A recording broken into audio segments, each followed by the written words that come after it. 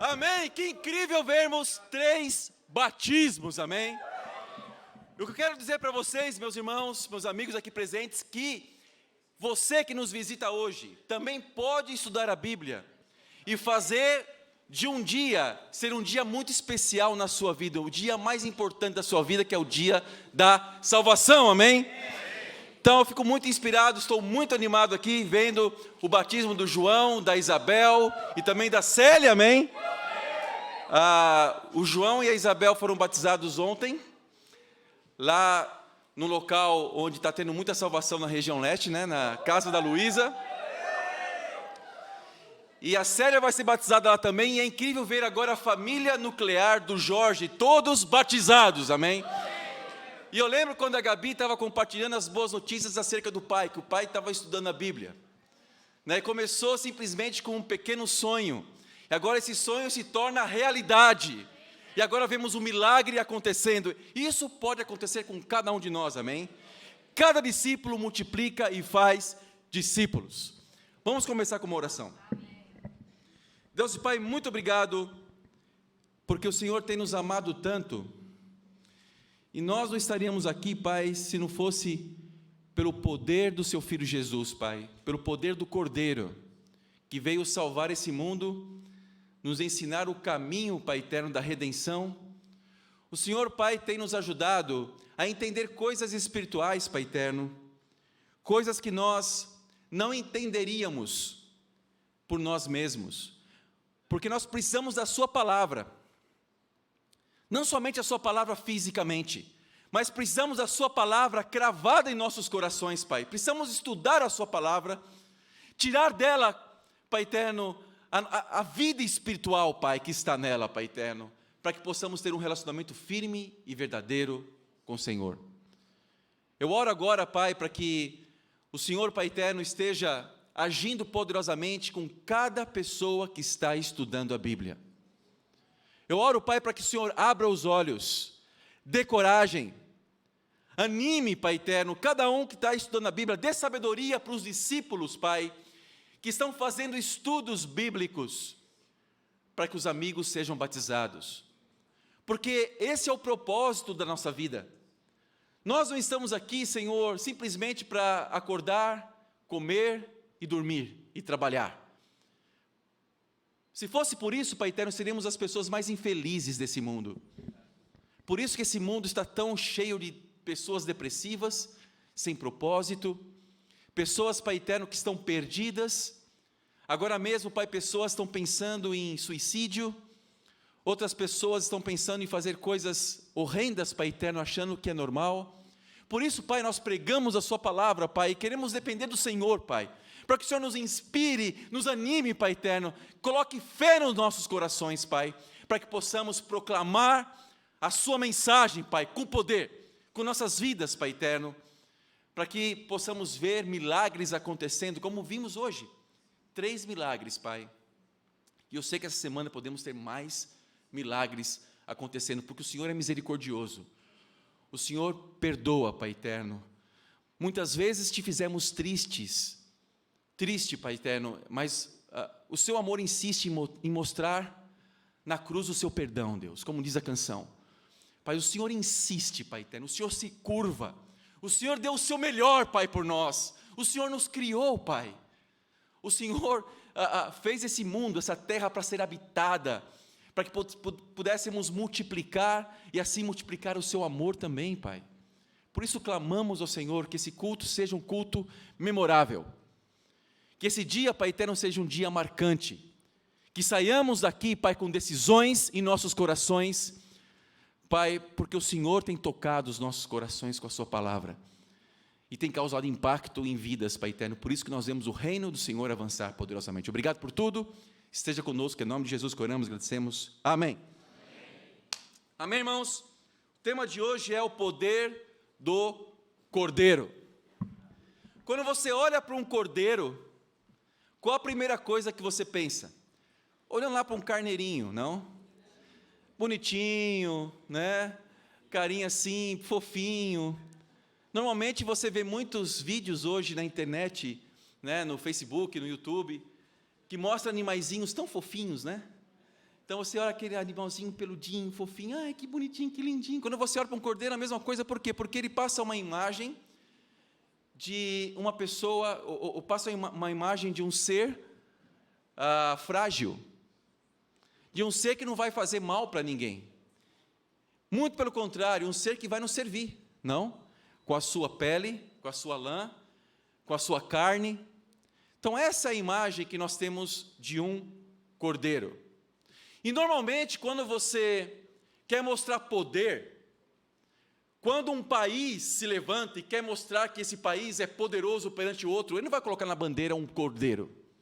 Ele vai colocar um leão, não? Ele vai colocar um tigre. Se você está pensando em montar uma equipe aqui de futebol, nas Olimpíadas, você não vai colocar lá um cordeirinho, né? A carinha de um cordeiro assim, eles vão pensar mal de você, não? Esse time é frágil, né? Esse não vai ganhar nada, é um cordeiro, vai ser devorado, não? Vai ser devorado. E quando nós pensamos em países também, nas bandeiras, nós vemos dragões em bandeiras. Nós vemos tigre, nós vemos leão, né? Tem uma seleção africana que o símbolo é um leão, né? De um país africano que eu não me recordo o nome agora. São tantos lá, não? Então, nós vemos coisas que colocam medo nos outros. E foi isso que aconteceu quando Maria José e eu e minha família fomos para a Rússia na semana passada. Voltamos vivos, tá bom? Estamos aqui. Vocês vão ter que nos aturar um pouquinho mais, né? Não foi dessa vez que nós fomos para a glória celestial, mas fomos sim para um país em guerra, que eles não gostam de falar que estão em guerra, não? Mas quando nós chegamos lá, foi a mesma coisa, né? É um país que quer demonstrar poder, superioridade bélica, superioridade em relação a um outro país. E um outro país está se defendendo e também quer mostrar poder para o país que está atacando. Então, quando Maria José e eu estávamos lá passeando um pouquinho na Rússia, não? Indo nos pontos turísticos de lá, nós entramos em algumas lojinhas de souvenirs. E nessas lojinhas, eu achei uma coisa muito interessante. Eu vi um imã de geladeira, olha só. Eu não quero falar de política aqui, tá bom? Não quero defender Putin nem atacar Putin, só quero falar o que eu vi, tá bom? Eu vi um imã de geladeira com Putin, sem camisa, montado num cavalo, com aquela cara de mal assim, não? Para mostrar que eu sou forte, eu tenho poder, as coisas vão... Né? Então, normalmente é isso, né, que você vê, pessoas querendo mostrar poder. Mas hoje, nós vamos ver como Jesus demonstrou poder. Como você demonstra poder espiritualmente? O que é demonstrar poder? O que é poder aos olhos de Deus? Vamos abrir Apocalipse, capítulo 5. Você não pode demonstrar poder, se você quer demonstrar poder verdadeiro mesmo, não demonstre poder como o mundo demonstra poder. Um discípulo demonstra o seu poder de forma bíblica e espiritual. Apocalipse, capítulo 5, versículo 1. O livro e o cordeiro. O tema de hoje é o poder do cordeiro. Versículo 1. Então vi na mão direita daquele que está assentado no trono um livro em forma de rolo, escrito de ambos os lados e selado com 7 selos. Vi um anjo poderoso, proclamando em alta voz: quem é digno de romper os selos e de abrir o livro? Mas não havia ninguém, nem no céu, nem na terra, nem debaixo da terra, que pudesse abrir o livro, ou sequer olhar para ele. Uau! Nós estamos tendo uma visão bíblica aqui de algo muito espiritual. Existia ali um livro, existiam alguns selos para serem rompidos desse livro, e um livro tão poderoso, mas tão poderoso, que nem o anjo mais poderoso, nem os anjos mais poderosos podiam nem sequer olhar para esse livro, quanto mais abri-lo. Continuando, versículo 4. Eu chorava muito, porque não havia ninguém que fosse digno de abrir o livro e de olhar para Ele. A Bíblia aqui está falando de dignidade. Alguém que pudesse. O que é uma dignidade? Alguém que tivesse autoridade para poder abrir esse livro. Então, um dos anciãos me disse: não chore, eis que o leão da tribo de Judá, a raiz de Davi, venceu para abrir o livro e os seus 7 selos. Nós vemos aqui então que existia ali um leão da tribo de Judá. Esse leão, sim, poderia abrir esse livro, tinha autoridade, tinha dignidade para abrir algo que não poderia ser aberto por nenhum dos anjos, por mais poderoso que esse anjo pudesse ser. Versículo 6. Depois vi um cordeiro, que parecia ter estado morto, em pé, no centro do trono, cercado por 4 seres viventes e pelos anciãos. Ele tinha 7 chifres e 7 olhos, que são os 7 Espíritos de Deus, enviados a toda a terra. Número 7, número da perfeição, ele era perfeito.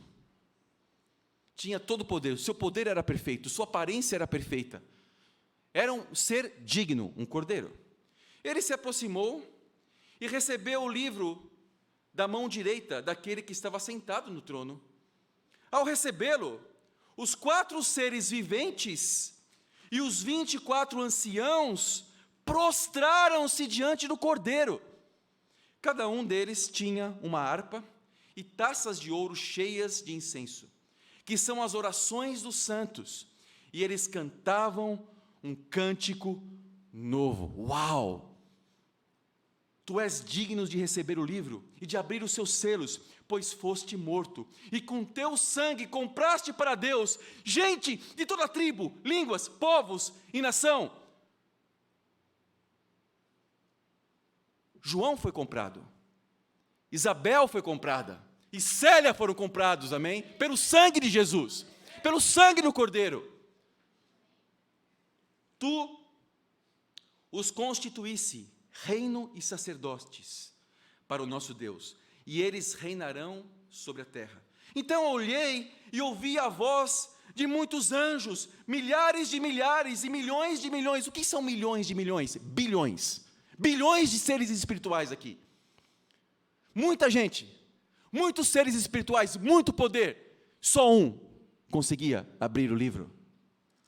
Eles rondeavam o trono, bem como os seres viventes e os anciãos, e cantavam em alta voz: digno é o Cordeiro que foi morto, de receber poder, riqueza, sabedoria, força, honra, glória e louvor.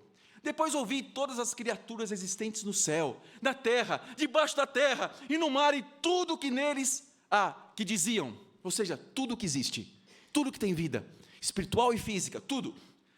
Àquele que está assentado no trono e ao Cordeiro sejam o louvor, a honra, a glória e o poder para todos sempre. Os 4 seres viventes disseram amém, e os anciãos prostraram-se e o adoraram. Amém. Aqui nós vemos o poder de Jesus. Cristo, aqui ele é visto como, no começo, o leão da tribo de Judá. O que é um leão? Alguém poderoso, o rei dos animais. Não, você não se sentiria confortável em estar do lado de um leão com fome. Você teria medo, todos nós teríamos medo, não? Ou seja, um leão põe medo, mostra poder. Por que ele põe medo? Porque ele tem poder. Ele pode destruir e pode matar um ser humano rapidamente, não? O leão, o que mais? Quais outros atributos desse leão? Os seres espirituais se prostraram diante de Jesus. Tinha aqui, vemos que Jesus estava aqui sendo adorado, honrado e tendo toda a autoridade, porque ele tinha dignidade por causa de uma coisa: esse leão, visto nos céus, antes de ser leão, ele foi o quê? Um cordeiro. Ele foi um cordeiro. Ele se tornou cordeiro, e por meio da sua morte, do seu sacrifício, e a Bíblia retrata aqui esse cordeiro que parecia ter estado morto. Esse cordeiro se tornou poderoso no reino celestial. Olha que interessante. O que para o mundo é um cordeiro, no céu, para Deus, diante dos seres espirituais, é um leão, amém? O que no mundo é humilhado, o que no mundo foi morto, pisado, cuspido, surrado, injustiçado, no reino dos céus, se tornou um leão, amém? Olha que interessante essa comparação aqui. E esse Jesus, ele se esvaziou tanto, que ele coube numa manjedoura, num local onde animais comem. Irmãos, enquanto o mundo demonstra o seu poder de uma forma agressiva, Jesus demonstrou o seu poder da forma mais humilde possível. E o meu primeiro ponto, hoje, o poder do cordeiro, seja frágil na terra, para ser poderoso no céu. Seja frágil na terra, para ser poderoso no céu. Frágil aos olhos humanos, poderoso aos olhos espirituais. Como que nós podemos, na prática, sermos pessoas frágeis para sermos poderosas? Primeira coisa, no evangelismo, amém?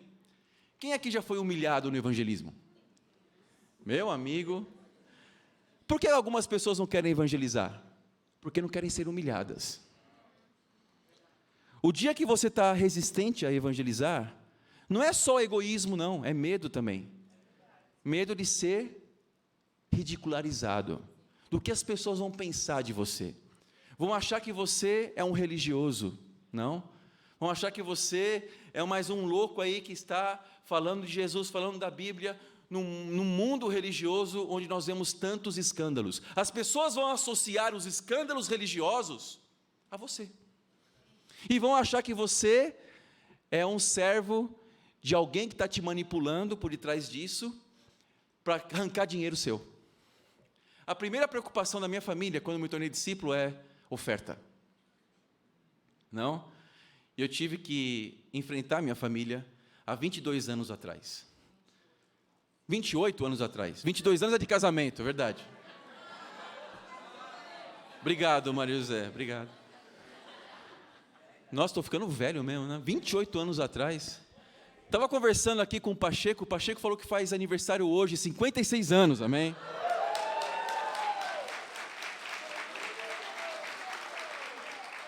Normalmente você fala assim, não parece, mas o Pacheco parece sim, parece 56 anos. Mas ele falou assim, o mês que vem eu faço 33 anos na fé. Uau! Se Deus quiser eu chego lá, Pacheco. Eu nunca vou te alcançar, mas eu chego lá. Mas nós temos muitas vezes receio. Não, ficamos preocupados, ou nos revestimos de uma falsa sabedoria. Para você que é discípulo, fala assim, não, tem que ter sabedoria para evangelizar. Daí você, não é, eu não vou evangelizar a pessoa aqui. Daí você perde a oportunidade e nunca mais evangeliza ela. Ou às vezes o Espírito Santo está te incomodando. Você está no ônibus, senta uma pessoa, numa cadeira próxima à sua, e o Espírito de Deus, vai lá, evangeliza, vai lá. E você, não, ele está com fone de ouvido. Não, ele está lendo livro. Não, eu vou descer rápido. Não. É medo de se humilhar. Medo de ser cordeiro. Se você quer ser um discípulo, ou quer se manter como discípulo, você tem que entender uma coisa, nós temos que entender uma coisa. Precisamos estar dispostos a sermos humilhados. Talvez seus familiares vão te humilhar, mas quem sabe eles não podem te salvar. Eu acredito que para a Gabi, depois que ela foi batizada, não foi muito fácil para ela na família, não? Agora os pais estão aqui, discípulos, não? Porque é necessário se humilhar. ou para você que está estudando a Bíblia. A mesma coisa. Às vezes você vai ter que enfrentar desafios que não é só o conhecimento, o estudo bíblico não é uma aula apenas, é uma vida. Algumas pessoas confundem, eu vou estudar a Bíblia porque eu quero ter conhecimento. Não? E começa a ter conhecimento. Você já viu aquelas pessoas magrinhas, que têm uma cabeça grande, tanto conhecimento? É assim que você vai se tornar. Na prática, zero. Não? E o contrário também, muitas pessoas querem praticar, fazer muitas coisas, mas não têm a sã doutrina na cabeça. Então, aqueles musculosos com a cabecinha pequena, também não dá certo. Ainda bem que não temos nenhum exemplo aqui, né, uma pessoa assim, não? Espero. Mas, nós temos que estar dispostos a passar pela humilhação. Você que estuda a Bíblia, ou você que está retornando ao convívio. Eu lembro uma coisa que o Márcio me falou uma vez. O primeiro culto que ele foi, se eu não me engano, em 2008, eu não estava lá, eu estava viajando. E uma coisa que ele falou é que ele lembra das escadas que ele estava subindo, cada degrau que ele estava subindo para ir para o culto. Ele estava pensando, tudo estava propício para que ele desistisse. Por quê? Porque não sabia o que iria encontrar lá. Não saberia se ele seria humilhado, não, ou se coisas ruins pudessem acontecer, mas ele subiu, teve a coragem. Hoje, ele, a esposa, filhos são discípulos. É necessário passar pela humilhação. Você que está voltando, você que está nos visitando, é necessário passar. Você como discípulo, às vezes temos que passar pela humilhação no discipulado. Às vezes um discípulo está um pouco fraquinho e vai querer te humilhar. Vai querer falar de você, e vai querer falar de pessoas, vai estar com críticas no coração. Você vai agir como leão aqui na terra? Jesus não agiu assim. Jesus foi leão no céu porque primeiro foi cordeiro aqui. Então é necessário ser cordeiro, amém? Então, outra coisa que nós falamos muito, e nós temos um viés errado do que a gente fala. Antes de me casar com a Maria José, eu gosto de dar exemplos da Maria José. Mais uma novidade que vocês não sabem. Já falei muitas coisas, não?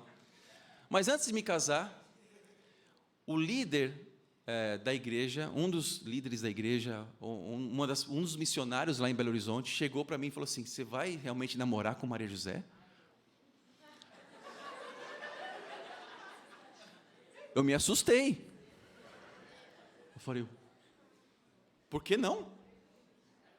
Por que você vai, por que não namoraria Maria José? Ele já era um homem casado, né? E ele falou para mim assim, ela tem um caráter forte. Caráter forte? Depois eu descobri, né? Mas eu descobri antes de casar, ou seja, eu não casei enganado, não. Mas o que é um caráter forte?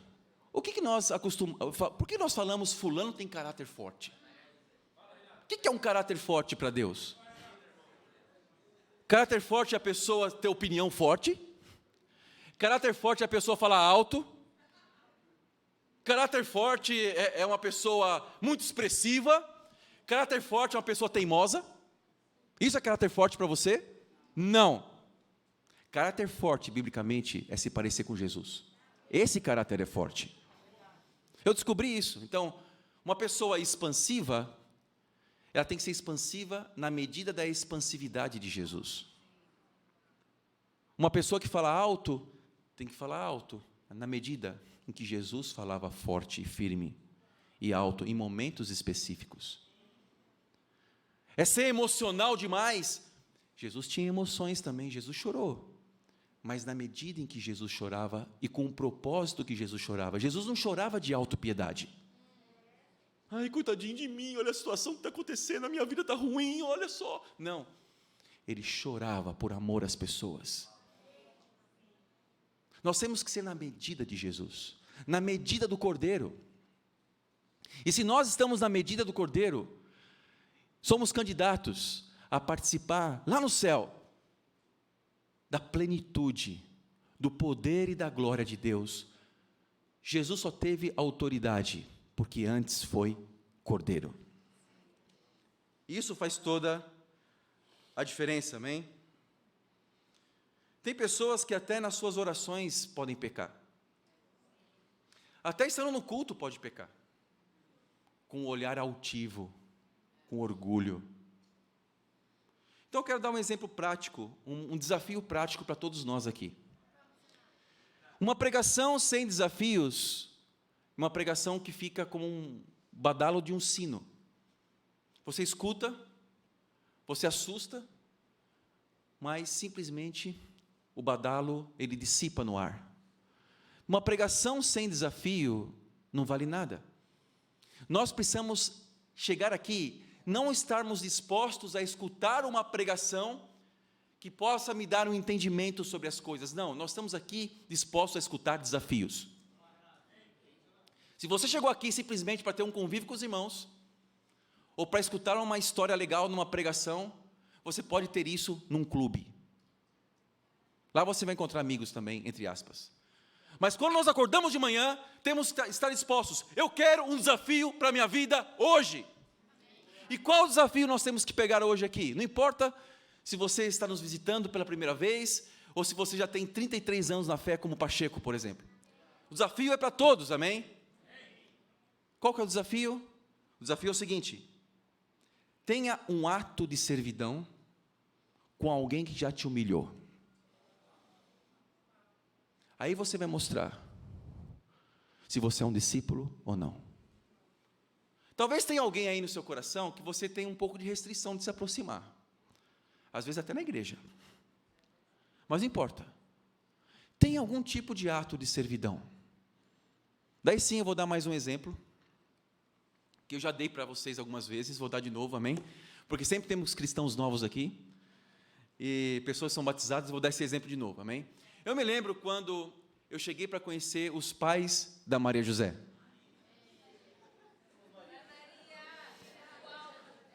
A Maria José, quando ela não era discípula, ela costumava namorar pessoas milionárias. O namorado antes de mim, no mundo, era um fazendeiro. Não que ela queria. Calma. Mas ela namorava pessoas que tinham dinheiro, né? Para ser o orgulho da família. Não, então, tem todas essas coisas aí, tá? Daí ela se tornou uma discípula, e como todo bom discípulo, às vezes o dinheiro falta um pouquinho, né? E eu lá, estava na igreja de Belo Horizonte na época, magrinho, com a minha altura, 67 quilos, imagina? Né? Passando fome, sofrendo, solteiro. O pior de tudo é que eu era solteiro. Eu sei como que é a vida de um solteiro no reino. Não é fácil. Às vezes a gente marcava estudos, discipulado na casa dos casados para a gente poder comer. Verdade. A gente fazia isso. Morava com os irmãos lá, que não sabiam fazer comida direito. Eu acostumado a morar com a minha mãe em São Paulo, né? Minha mãe cozinhava para mim, mas estava lá em Belo Horizonte, desolado assim, sabe? Isso me ajudou a pensar, eu tenho que casar rápido mesmo. E namorava com a Maria José, tinha pedido ela em noivado, chegou a hora de conhecer a fera. De 1,5 metro de altura, mas uma fera, um bigodão desse tamanho. Tem a foto lá em casa, põe medo. Sabe que alguns baixinhos são invocados, não? E chegando lá, de ônibus, precisei que ele pagasse um táxi do centro da cidade até a casa dele, uma cidade de 8.000 habitantes. Ele pagou um táxi, fomos lá, magrinho assim, olhando para ele, ele fez uma comparação. Esse foi o primeiro assunto que eu tive com o pai da Maria José. Ele fez uma comparação. Você sabe que o homem vale aquilo que ele tem, né? Eu já sabia onde essa conversa ia chegar. Ele falou, se ele tem um carro, ele vale um carro. Se ele tem uma casa, ele vale uma casa. Se ele tem uma fazenda, fazendo alusão ao fazendeiro. Mas nisso ele não estava olhando para mim, ele estava olhando para o chão, falando essas coisas. Se ele tem uma fazenda, ele vale uma fazenda. Daí ele olhou para mim. Se ele não tem nada, ele não vale nada. Qual atitude eu tinha que ter ali? Atitude de um leão na terra? Não. Jesus não foi leão na terra, ele foi leão no céu. O leão da tribo de Judá. Aqui ele foi cordeiro. Qual a minha vontade? Levantar e sair. Ou enfrentar, ele é baixinho mesmo, enfrentar ele. Não. Eu sou magro, mas sou alto. Mas eu tive que abaixar minha cabeça e pensar assim. Eu pensei comigo, o tempo vai dizer. E o tempo disse. Nós nos tornamos grandes amigos. Por quê? Porque eu e Mário Zé, levamos para a família valores espirituais que eles não tinham. Enquanto o valor para as pessoas do mundo, você é aquilo que tem, para um discípulo, você é aquilo que você não tem. E mesmo assim fica feliz. Se você consegue não ter as coisas e ser feliz, você está no caminho certo, porque seus valores são espirituais. Meu irmão, seja humilde aqui, como Jesus foi. Qual o desafio? Sirva alguém que te feriu. Sirva com o coração aberto, com o coração simples, com o coração de querer algo, sim, querer a salvação. Quem sabe fazendo isso não se torna um grande evangelismo. Eu já vi pessoas sendo salvas, porque serviram, em vez de serem agressivas. Serviram, deram todo o coração. Pense em alguém agora. Alguém que talvez esteja incomodando você, que você não queria ver aqui hoje. Pense na última pessoa que você falaria. Pense naquela pessoa que você nunca falaria com ela, a não ser que você fosse obrigado. Pense nessa pessoa. Sirva ela essa semana. Faça uma ligação, leve uma flor, sei lá, sirva, faça um almoço na sua casa, faça um café da manhã. Vamos ser como Jesus, amém? Chega de falarmos que somos discípulos se nós não damos exemplos. Chega, para disso. Dê todo o seu coração. Talvez aquela pessoa que já foi um irmão seu na fé e não está mais aqui. Vai lá, sirva, dá o coração. Eu lembro uma vez que nós fizemos serenata para uma irmã que estava muito fraca na fé. Nós nos reunimos lá no prédio e começamos a cantar canções da igreja. Mas é vergonhoso, o que as pessoas vão pensar, não importa, o importante é o que Deus vai pensar. O importante é como eu estou sendo usado por Deus. Isso também é evangelismo. Precisamos ser aquilo que nós pregamos, amém? Às vezes é seu pai, sua mãe, às vezes é algum familiar. Sirva, estou sendo repetitivo, por quê? Para isso ficar bem cravado em nossos corações, e eu quero terminar com isso, para que seja cravado. Essa semana é a semana da servidão, nós vamos evangelizar, nós vamos ser o cordeiro nesse mundo, estar dispostos a sermos humilhados, por quê? Porque no céu nos aguarda um banquete, amém?